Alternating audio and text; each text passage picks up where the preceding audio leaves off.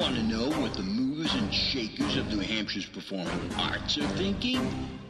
Welcome to New Hampshire Unscripted with your host, Ray Dudley.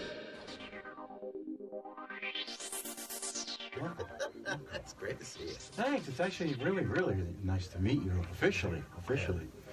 I think we'd know each other if we fell over each other over the years, but You are so ubiquitous. I mean, I see you everywhere, and we've never bumped into each other. I don't think hardly at all. ever. Yeah. So give me an idea about who Gary Locke is before we get into too deep. Okay. Well, I'm a guy who got the bug for theater almost 50 years ago this June. 50 years ago? Yeah. That's like the start of the country of America, isn't it? I know, huh? There was something called the Lakes Region Playhouse, Yep. also known as the Guilford Playhouse. I don't even remember, because they switched. So anyway, doesn't matter. I don't know the history of them all that well, but my sister was a usher for them one summer, and the parents thought it'd be a really great idea if all the kids were out of the house. So, take your little brother. And she had no interest in it whatsoever, other than the fact that that's what a couple of her friends were doing, so that's what she was going to do. And I tagged along, and I thought this was cool, you know? And I sold orange drink. And I remember you had these little, like little half pints of milk, only in those little cartons. Yeah. Only this was orange juice. I'm sorry, orange drink. Yes, big difference. It's orange-colored stuff. And, Liquid sugar. Yeah, exactly. And I sold that at intermission. And otherwise, I just hung out, and if they told me to do something, I'd go do something, and that was great. But I just thought it was cool. So it stuck. And Do you recall the show? You recall what you watched? well, I was there frequently during that summer, and people like it was like Bill Shatner was there. What? That year? Yeah. They had just ended Star Trek, and he and his dog were in a trailer. They showed up in a trailer, and he directed and starred in a show called There's a Girl in My Soup, which was later a movie. And I didn't know that. Jill Haworth, who was a British actress of little renown, was in it as well. And like that same year, like David McCallum was From there.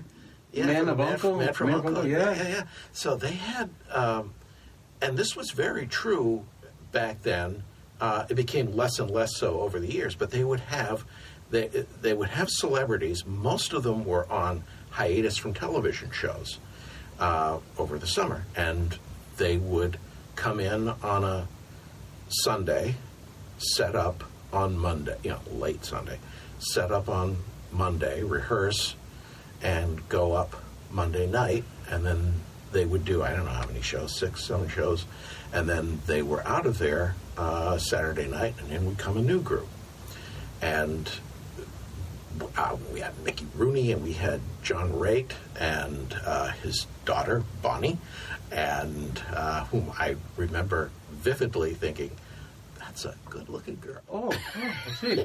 So you were of a good age. I was of a good age, yes. So it was a lot of fun. It was a lot of fun. So they're not there anymore, the Guilford? No.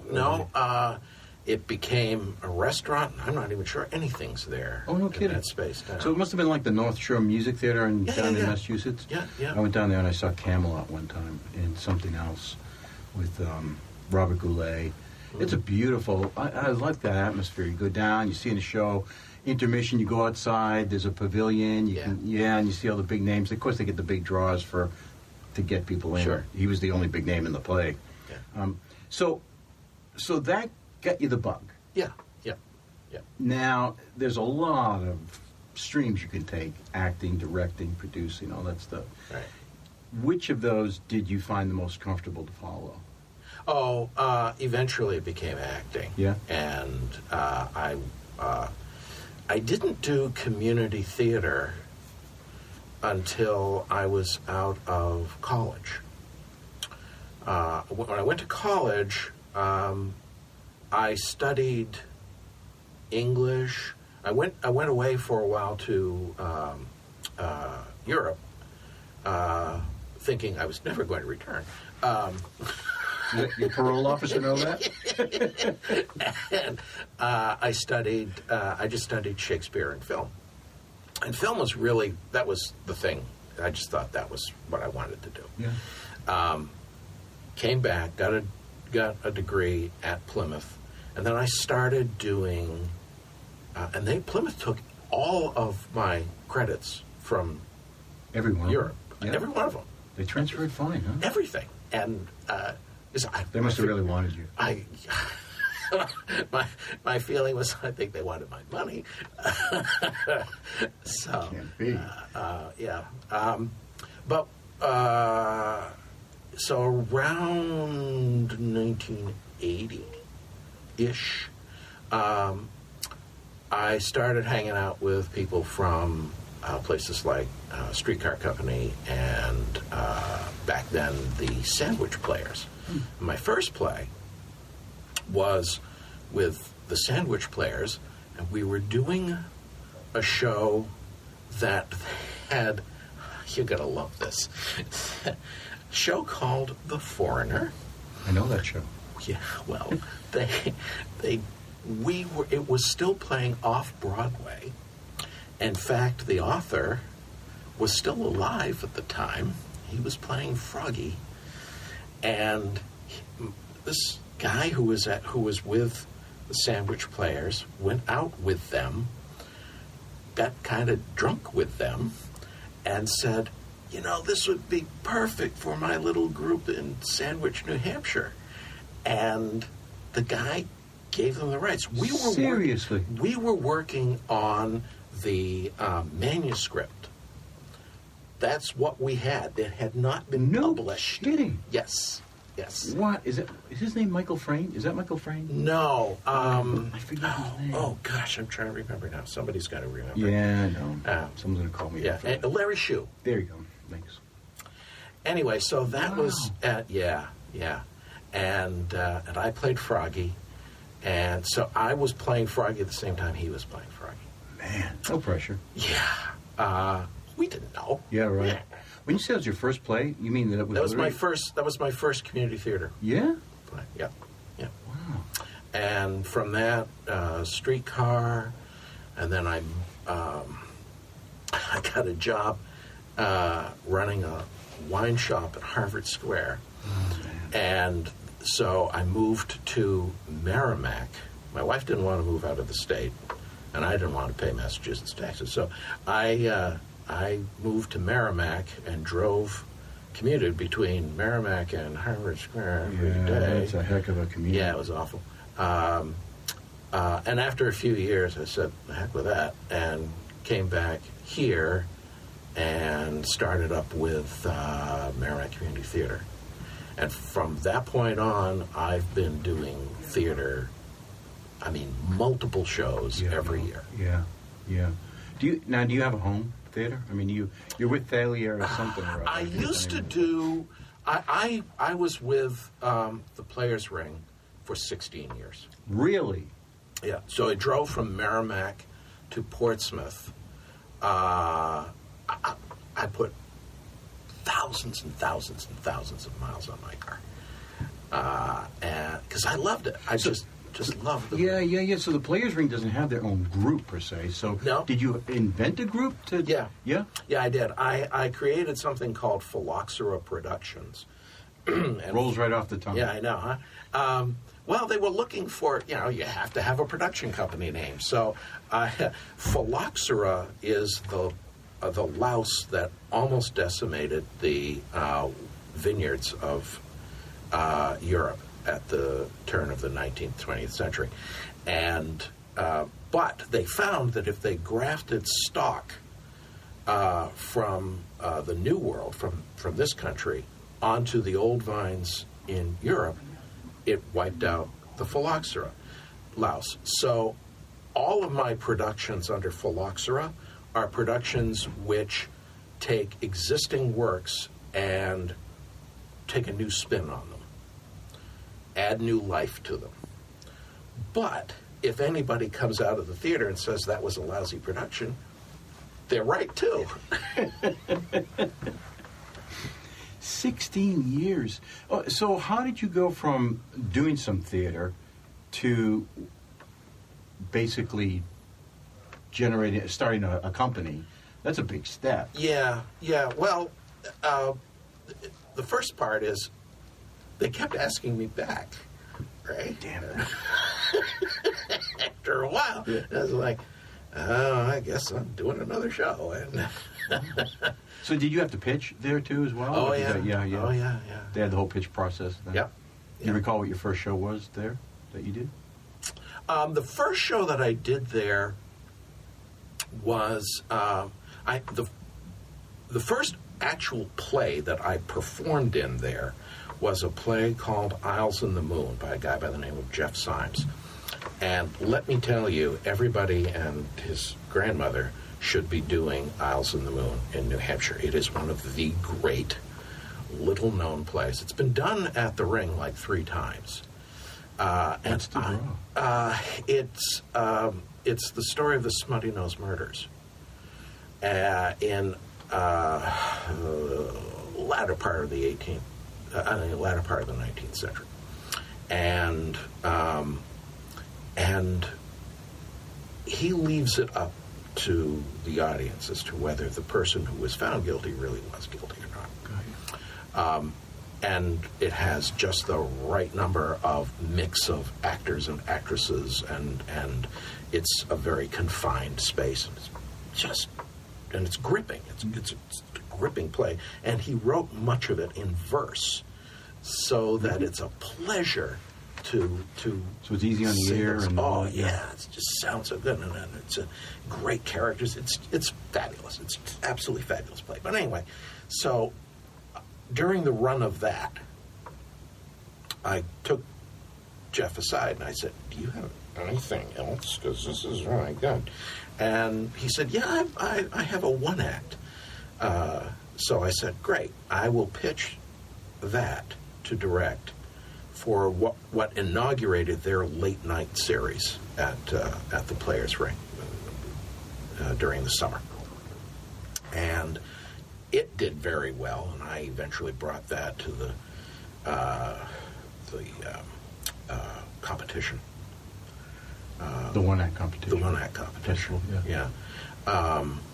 When I over in Milford, I did it over in Milford. But anyway, so that was my very first show, and then from there I just kept going and doing tons and tons of stuff there, both as a director of my own shows, director for hire, and acting. And I did, there were years when I would do like 5-6 shows. Yeah. That's brutal.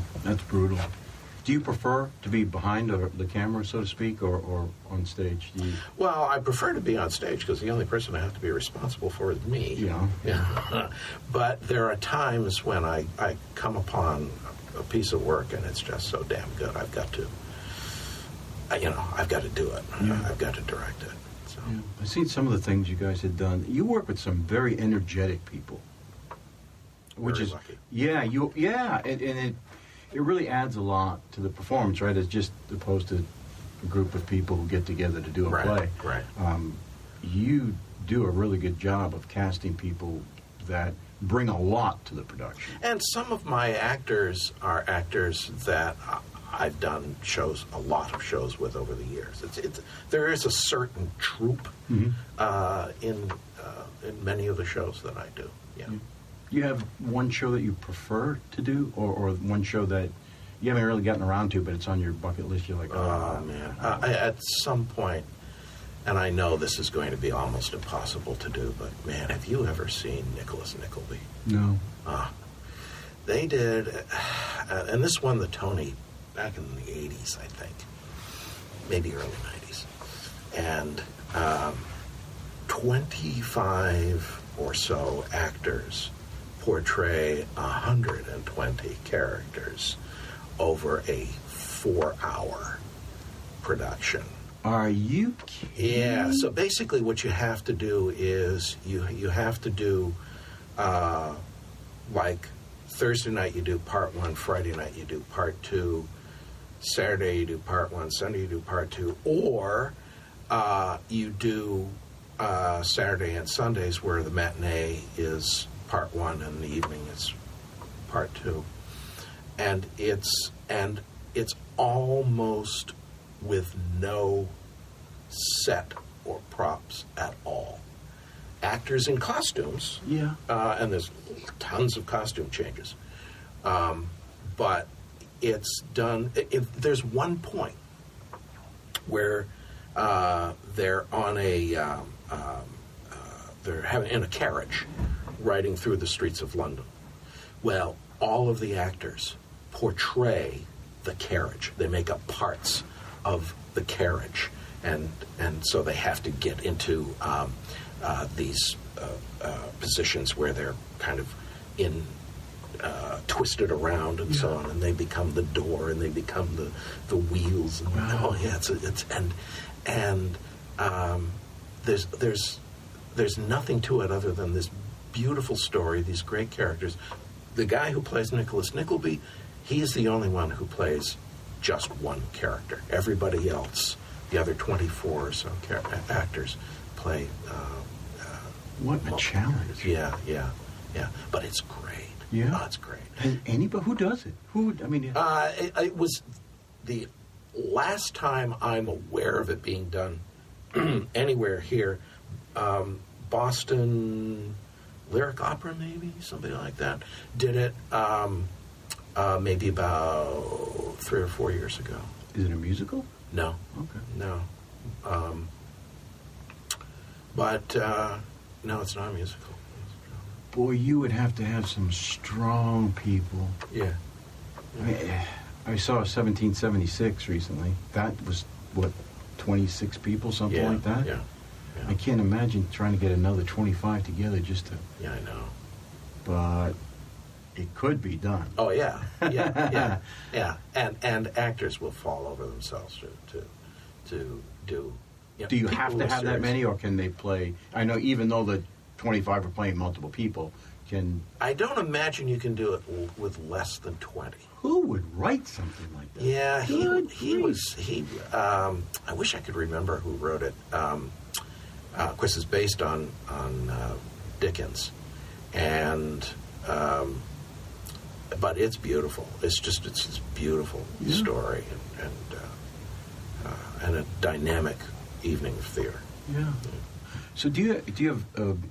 Did you just jump into directing and act? Do you have any schooling in it? Did you take classes for it? Some, but not much, really. Not for directing. But after so many years of working around theater, you figured, okay, well, let's... And I found a show called And a Nightingale Sang, which was about England during the war, a family during the war. And every character is a representation of something else. So it's kind of... Not a person, but a thing? A thing. Like, there's one character who is an American, and he clearly represents America in totality. Anyway, it's... so that was the first... When I read it, I said, I got to direct this. So Merrimack Community Theater, which no longer exists, became part of... They became Milford area players. But Merrimack gave me that opportunity, and I did so many things wrong.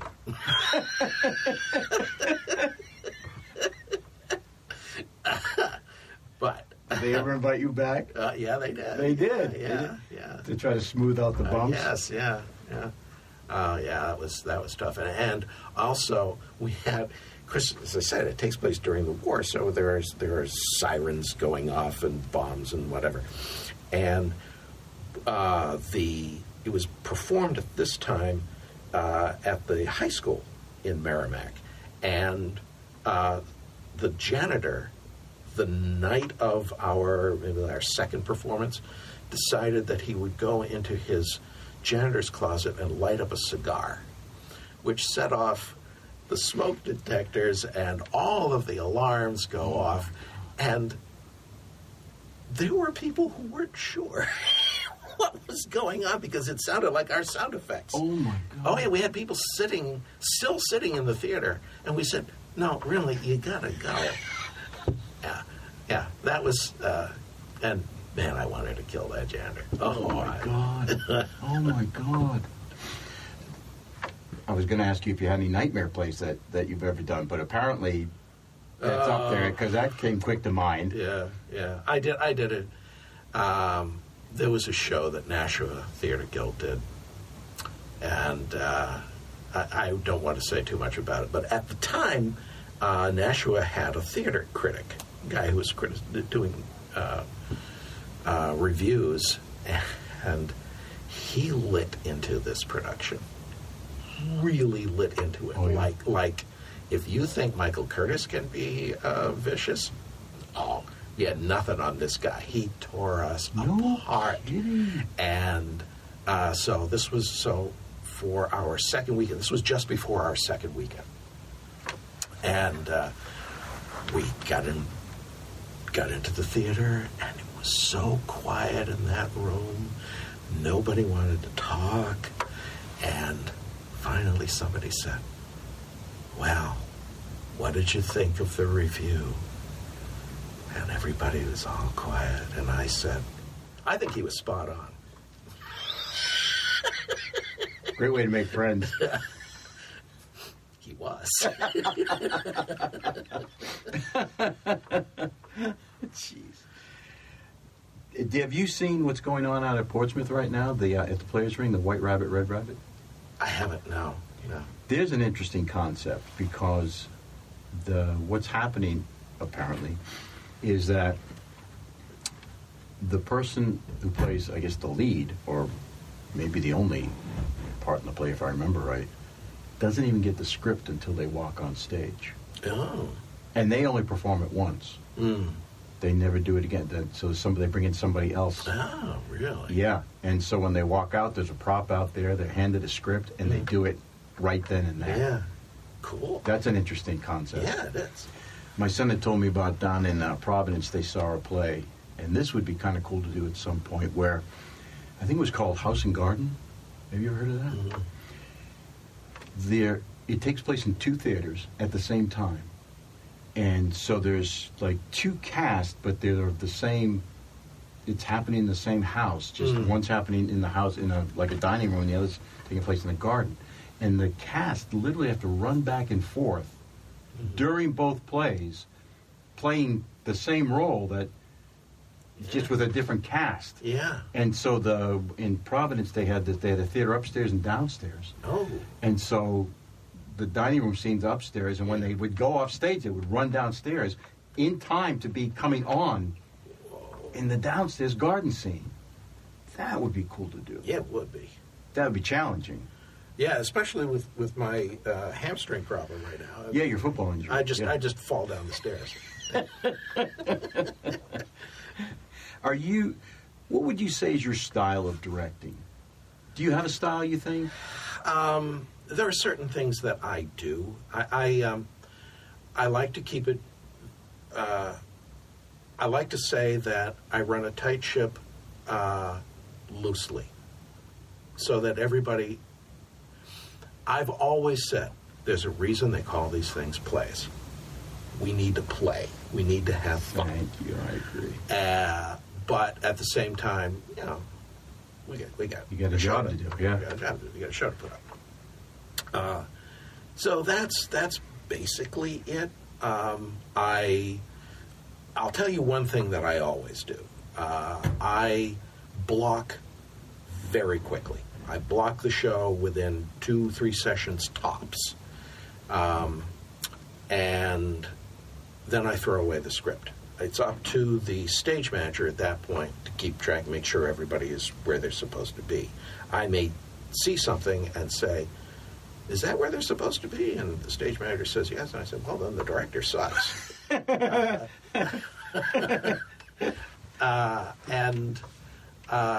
I also have a tendency to tell my people who have been with me a long time, they know this. I say the words, and then you do the thing with the thing with the thing. And it is up to them to understand what I am saying and my meaning. And the people who worked with me the longest, yeah, they get it, they know. So for those of us who have not worked with you, could you elaborate? The thing with the thing with the thing? Yeah. You're supposed to already know what you're saying, and what you're doing, and where you're supposed to be. Yeah. I say, do this, and then you can do the thing with the thing with the thing.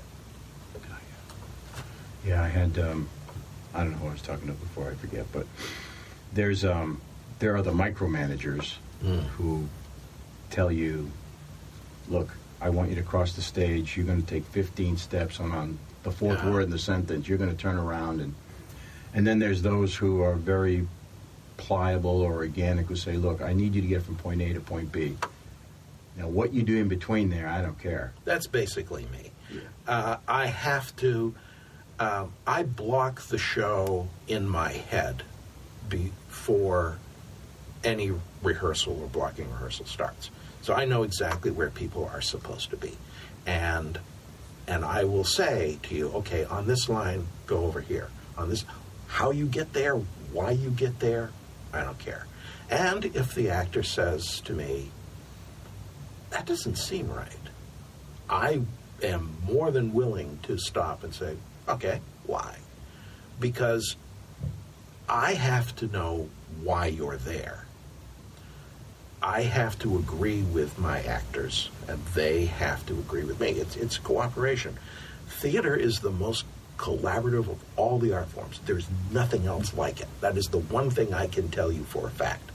It all relies on everybody else.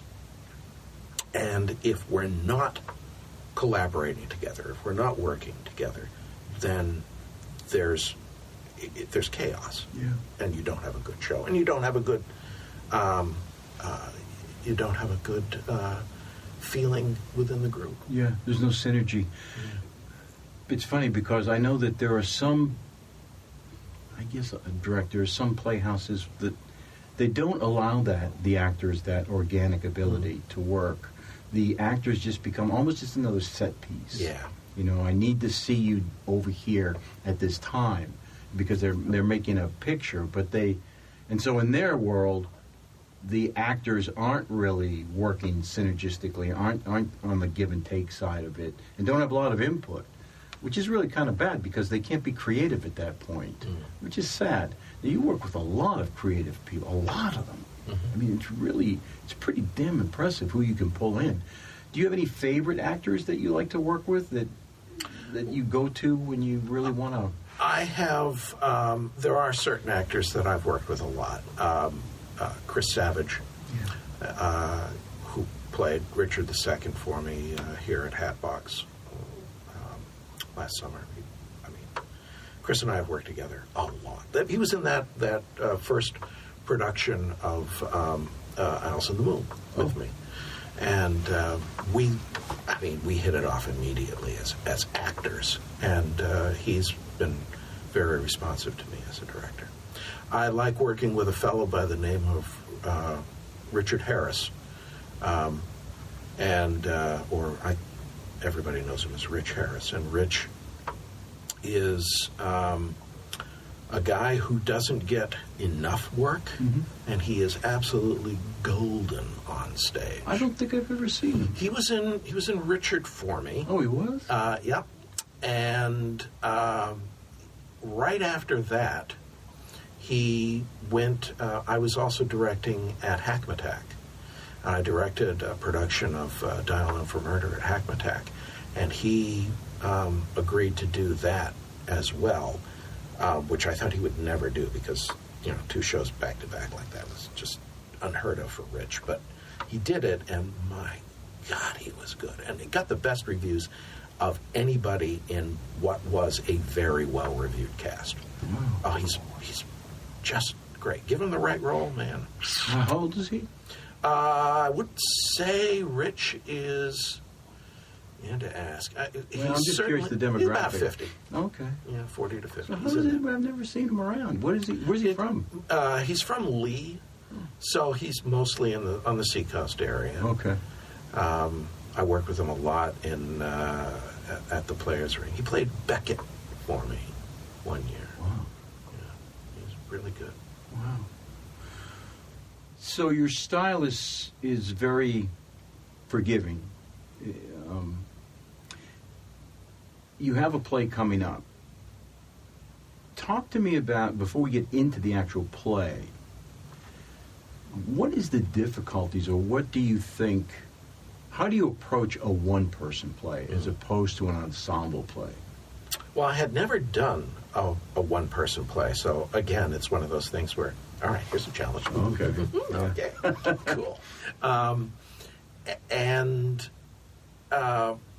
In this particular case, I read the script and thought,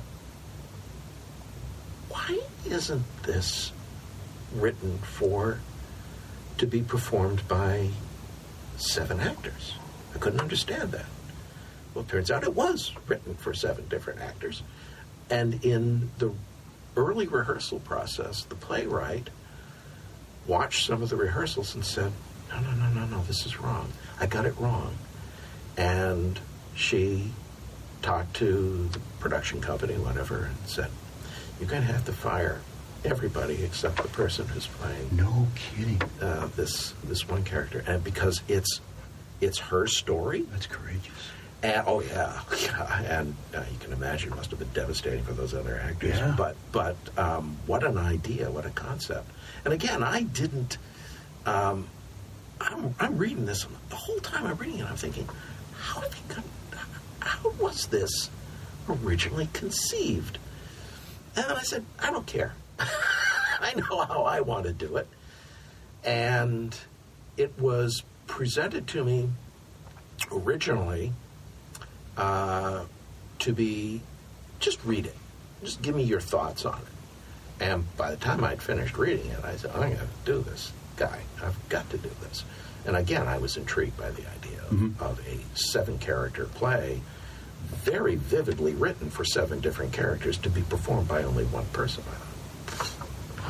Yeah, fascinating. Yeah. Fascinating. Yeah.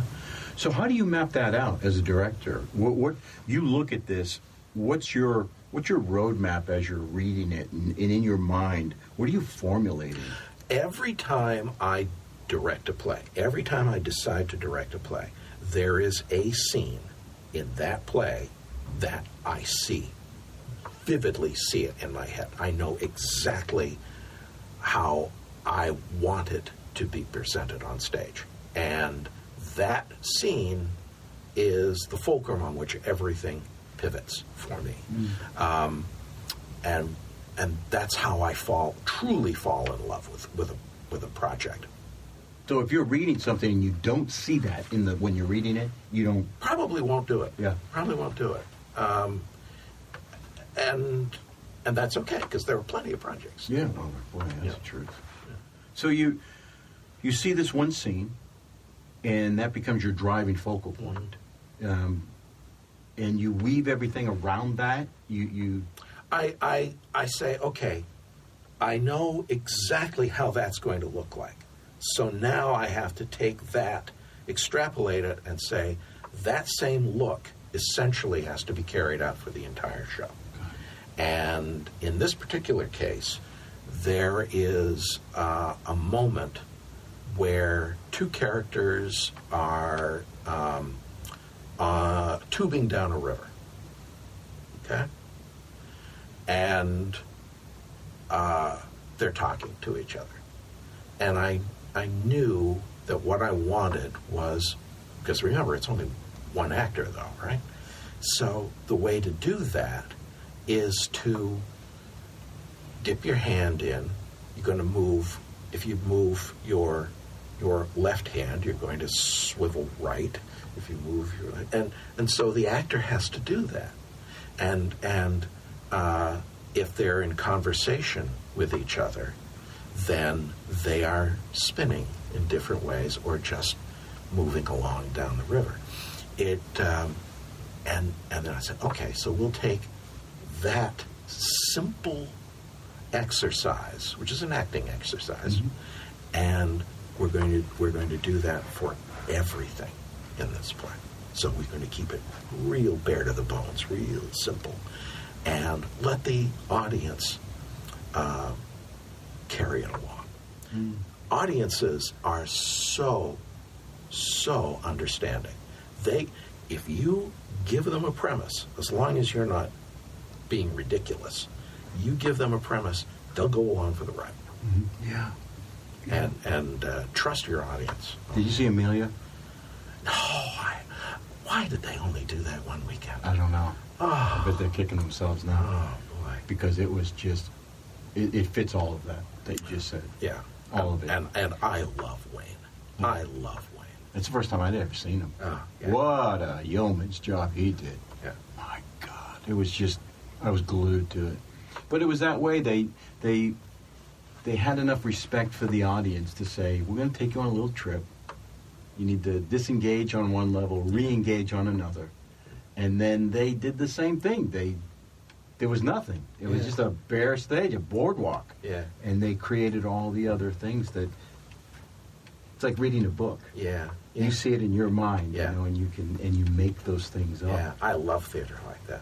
Love it. There's not enough of it. It's just so formulaic, some of it. Yeah. It's almost a lazy way to do it, you know. Yeah. You just, I know some groups have to. I know they need to make money, and I know all that rigmarole.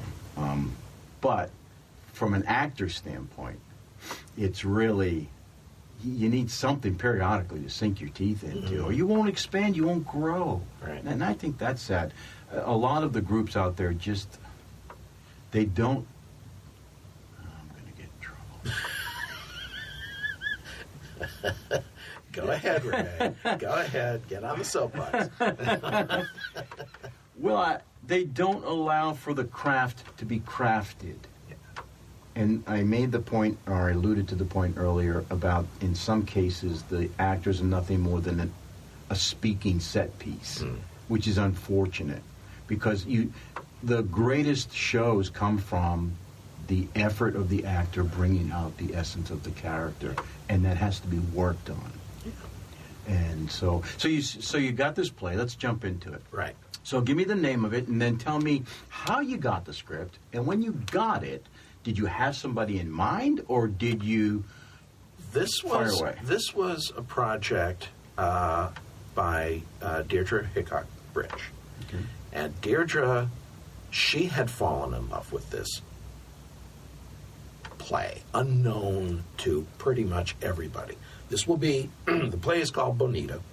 It will make its New England debut at the Hatbox Theater beginning on the 9th of May.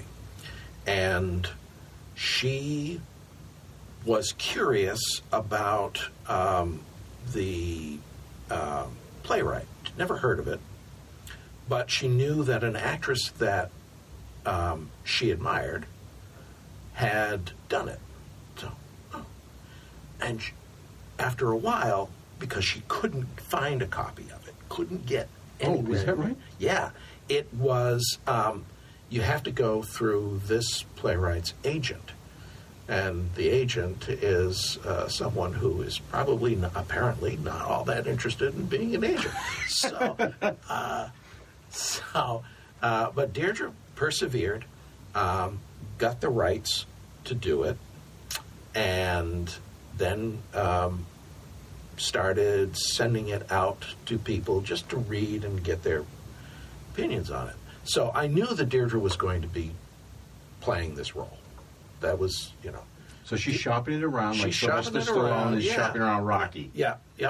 I don't know that she came to me specifically wanting me to direct it. I think she just simply wanted me to put my eyes to it.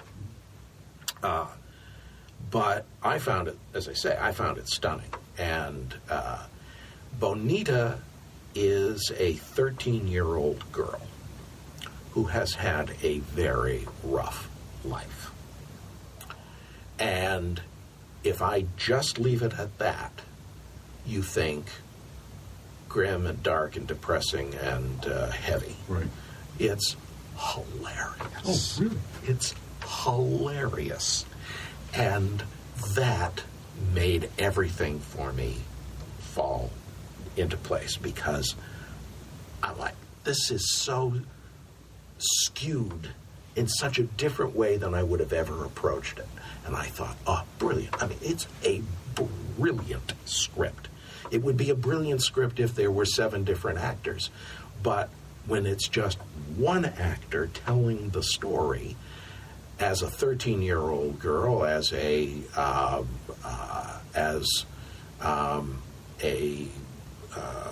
her grandmother and her mother and her maybe stepfather and her mother's current lover, and it goes on and on. Her step uncle, and and these characters are, every time they appear, they're vivid, even if they're only on the page for 2 or 3 pages, and that's it, you know. But man, you can see them, you can believe in them, and I got in touch with her right away. I mean, like, literally, I put that script down and emailed her and said, I really have to do this. And so she said, yeah, great, eventually. And, but we didn't meet until sometime in February to actually talk about the play. And thank goodness, we found ourselves completely on the same page. Vision-wise, right? Everything, everything. We're not in total agreement about the end of the play. Well, that's interesting. And that's okay. Yeah, that's very interesting. But everything else, we're in total agreement on. So how does this... there's so much there. How does this play fly under the radar? Yeah. If it's that good, why aren't more? Is it simply because it's not in the public domain, so to speak? You can't get it at Samuel French? I think so. Yeah.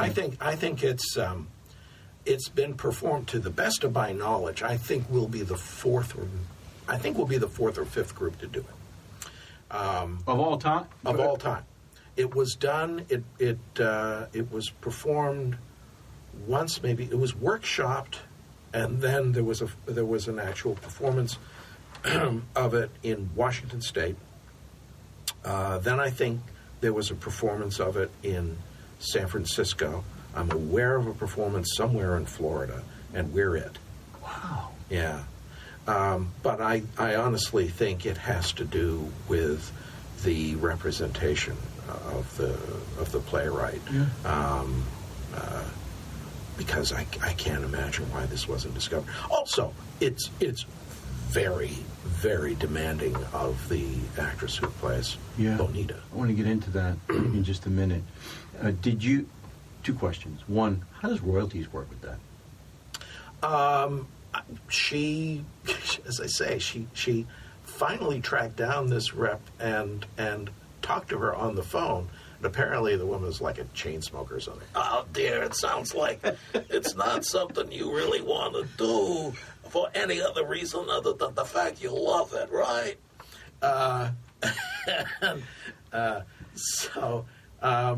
So she just, it's not like your typical Samuel French royalties situation. Apparently not. No. You send her a pack of Pall Malls and she's happy. You got to come in with a smuggling a carton of cigarettes, and you're good I hear they're cheaper in New Hampshire. No tax. Yeah. So, when you read this play, or you look at it, it's difficult enough when you're writing to create one good character. Yeah. Now you're saying there's 7.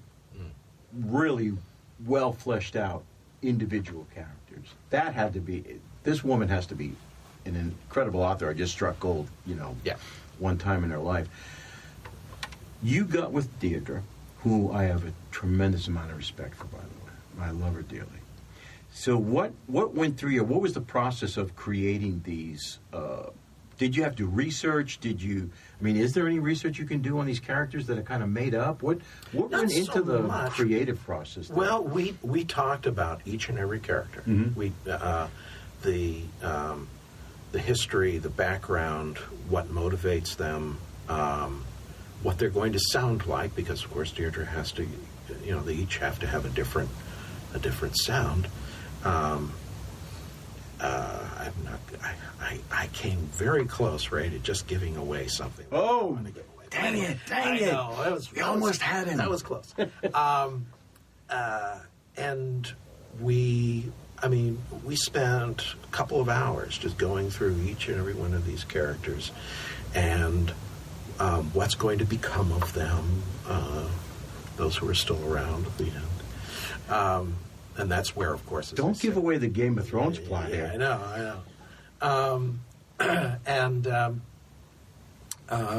As I say, and we were on complete agreement about it.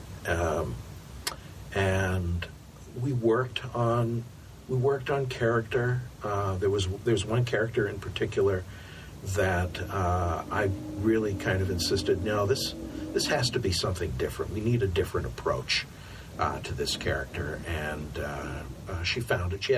She took direction. Huh. How unusual! How refreshing! How refreshing! And I'm very happy with that character. It's a major character in the play. So, is that one character then become that scene that you talk about that you like to work around? Did you have a scene like that? You said that whenever you read a play that you find a scene and work around it. So in this particular play, the scene, as I say, they're on the river, and it's Bonita. It's always Bonita. Bonita's in because it's her story. Okay.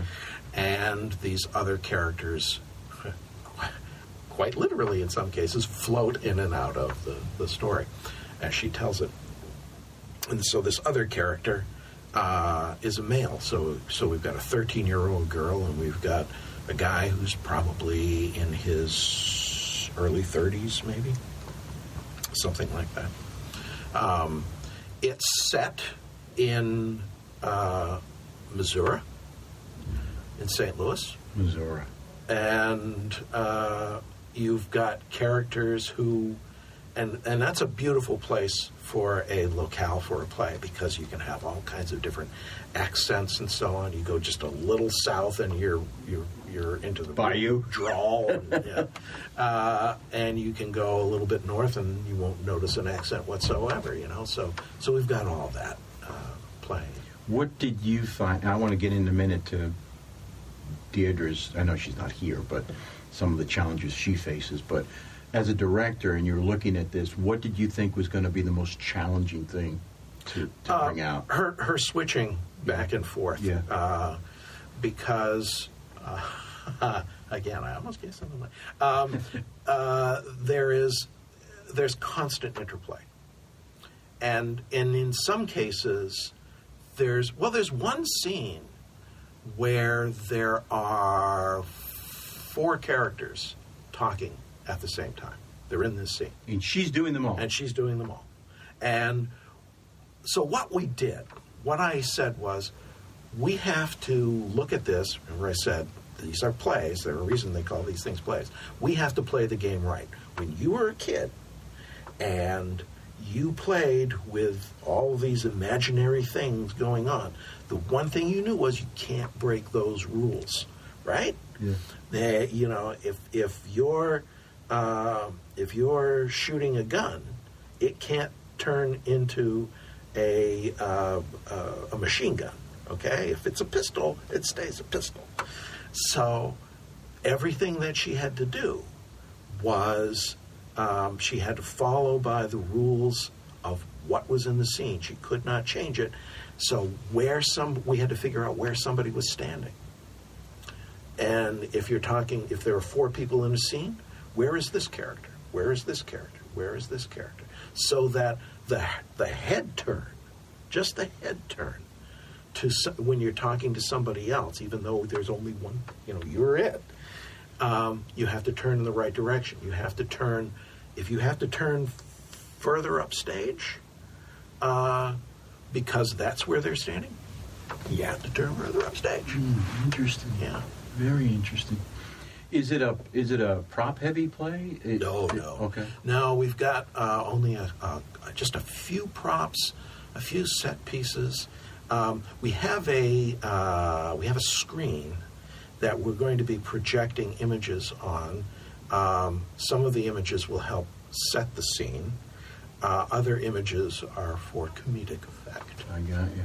Are they written in, or is this something No, you guys have? that's something I did. Okay. That was my idea. Yeah. So what she's attempting to do is a lot different than just doing a one-person play. Right. Right. When we did True, it was just Truman Capote. Yeah. So this brings its own set of challenges. Mm-hmm. I mean, this is difficult. Yeah. What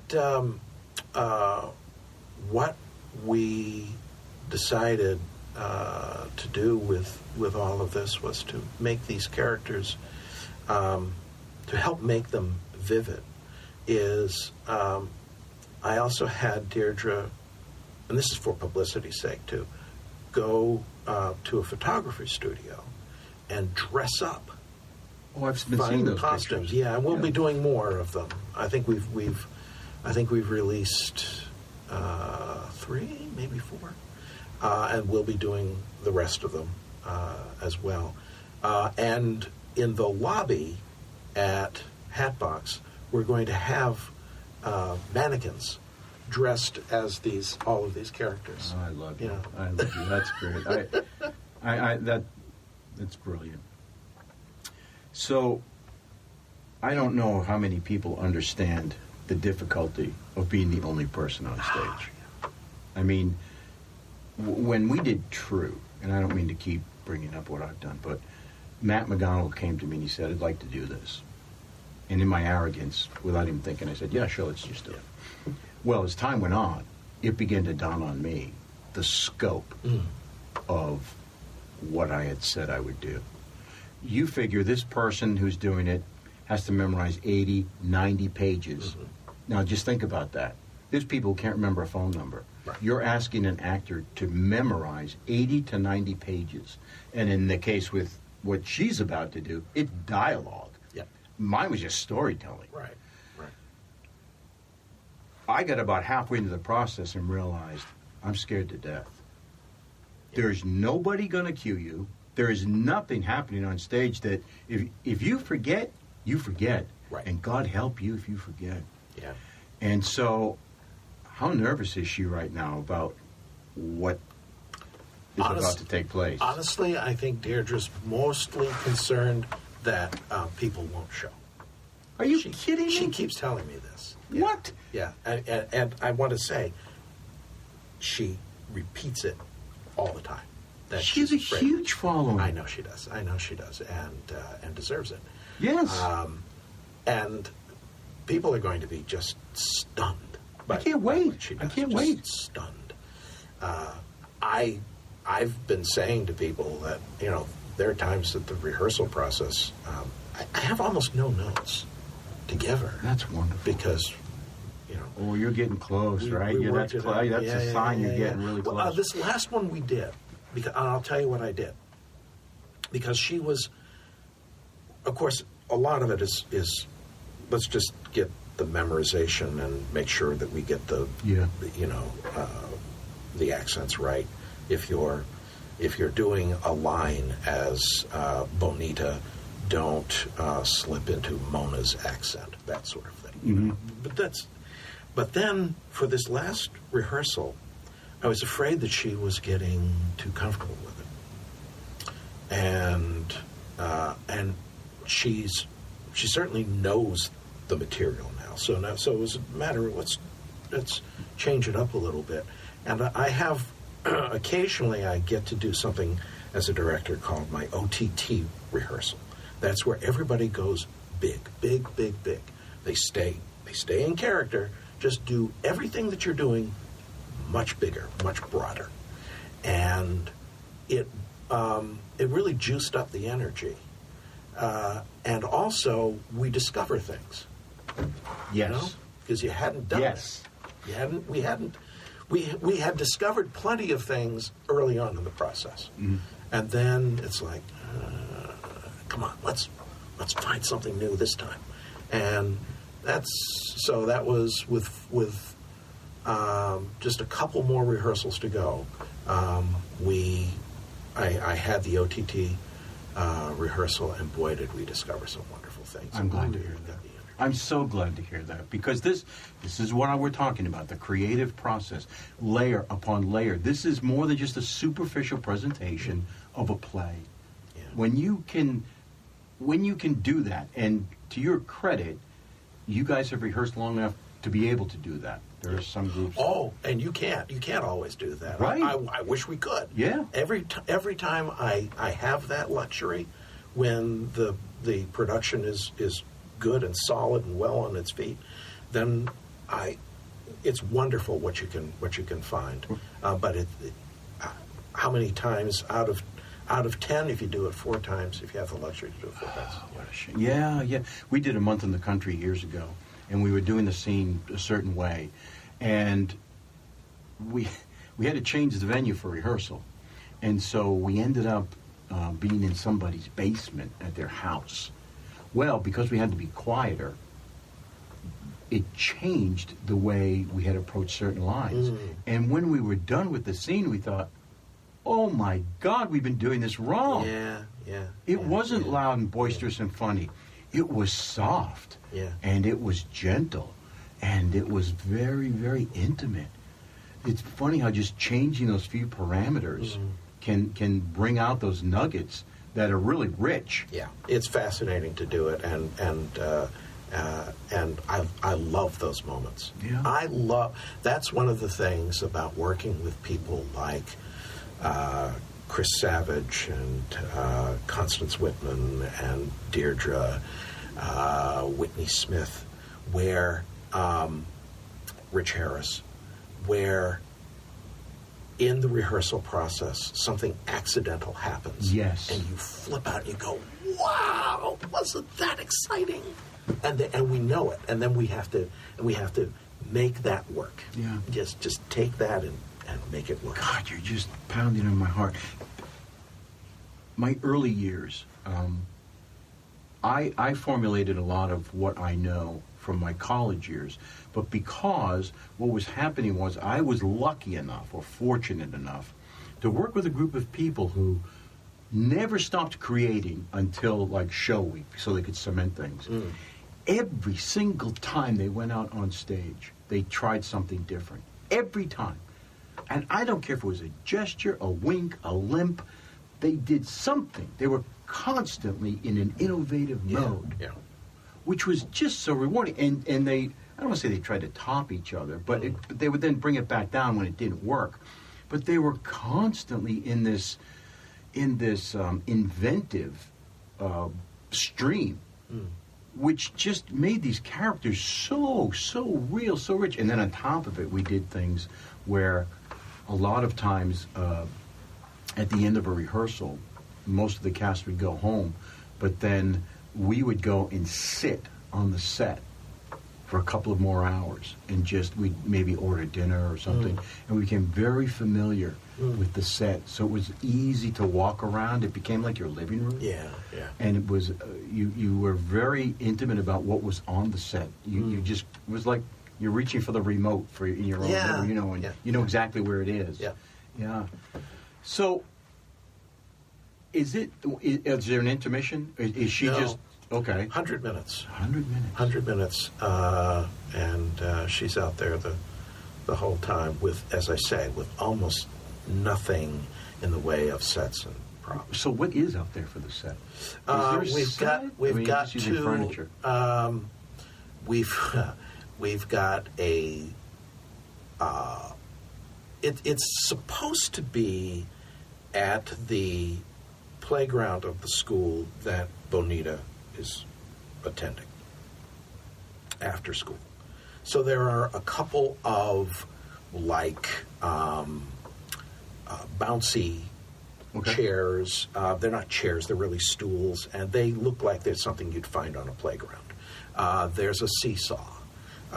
Again, plastic, fun colors.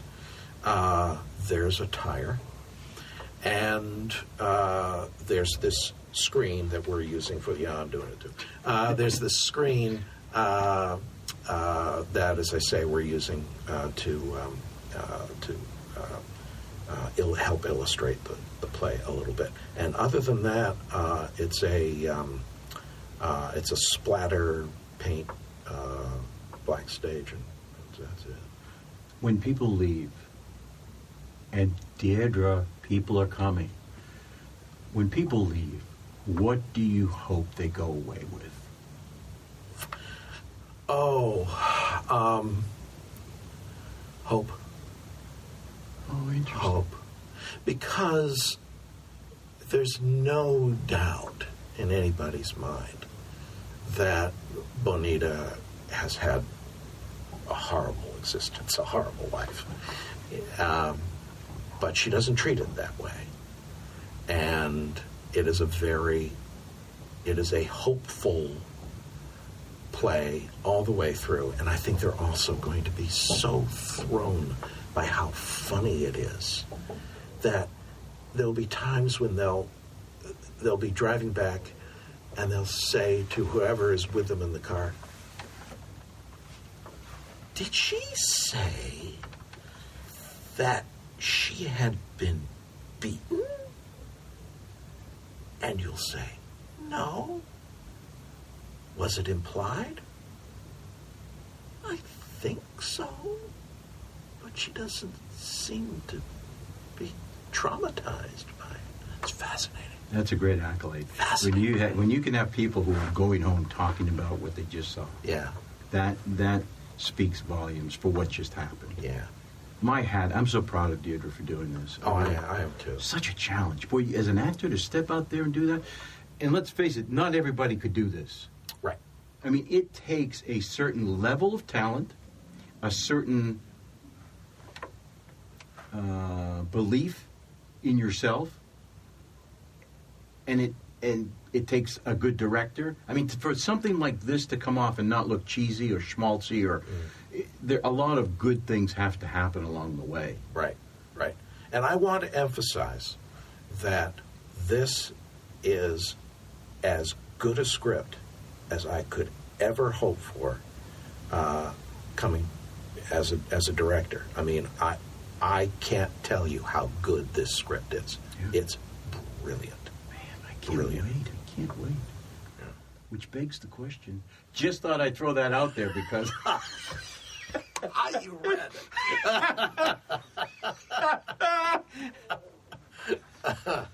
Yeah.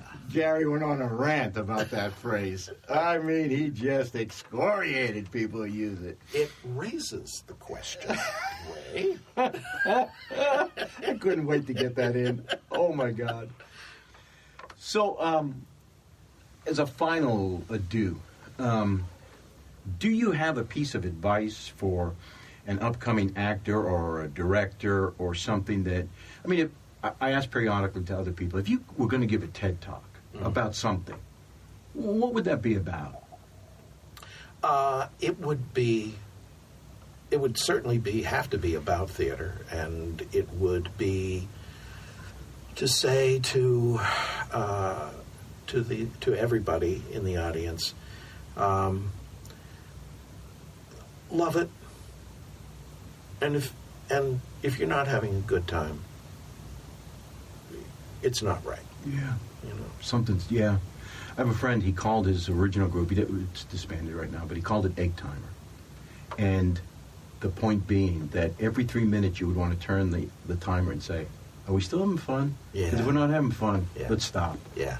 It's time to get out. It's time to quit, fold it up. Yeah. And I thought it was a great representation. Yeah. Anything else you want to get out? We open on the 9th. We're different because we're Thursday, Friday, Saturday evenings, and then a Sunday matinee, as opposed to Friday, Saturday, Sunday, because we only Two have weekends? 2 weekends. Got you. 2 weekends. So it's 8 performances over 2 weekends. And I know how difficult it will be to get people for a Thursday evening performance. And we'd love to see people on those Thursday nights. Yeah, please, folks, get out there on that opening night. Yeah. Thursdays are just tough. Yeah, they are. They're not undoable. I mean, they're not undoable. They're not terrible, but they're just a weeknight, middle of the week. Yeah. I don't know. Okay, my friend. Well, thank you for coming. Thank you. That Thank you was a very pleasure. much. And there you have it. Another great one in the tank. That one's going off to the memorial. Have a great day.